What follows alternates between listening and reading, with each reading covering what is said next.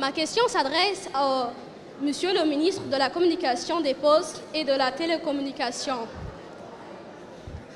Monsieur le ministre, comment votre ministère peut-il contribuer à la promotion de la lecture? Comme vous pouvez le constater, il y a la partie lecture et journalisme. Donc mon ministère est déjà présent, il est déjà là, il contribue.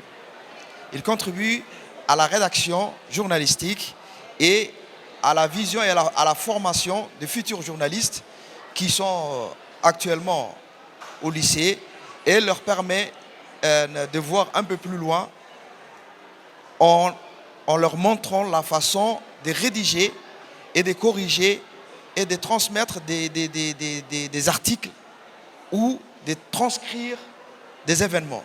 Voilà. Monsieur le ministre, quelle est la place de mathématiques dans les études supérieures et comment peut-on rendre le mathématique moins abstrait et plus concret? Nous sommes toujours dans ces questionnements. Qu'est-ce qu'un enfant ou un élève qui vient de l'éducation nationale, qu'est-ce qu'il doit avoir comme bagage pour pouvoir continuer ses études et de façon la plus simple possible?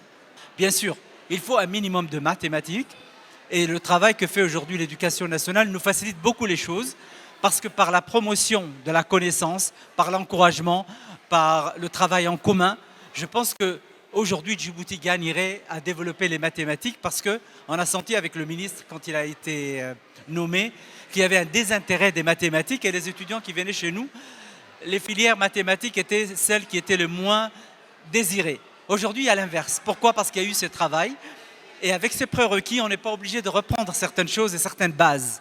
Donc quand vous venez, un élève bien équipé, je dirais, au niveau des outils mathématiques et du savoir, nous facilite beaucoup les choses dans nos écoles d'ingénieurs, dans nos écoles en informatique, en mathématiques.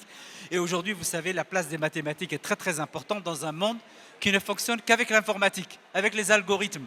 C'est l'industrialisation du savoir. Et l'industrialisation du savoir passe par les mathématiques. Et on vous encourage et je félicite vraiment le ministre pour le travail et son équipe pour le travail qu'ils ont fait.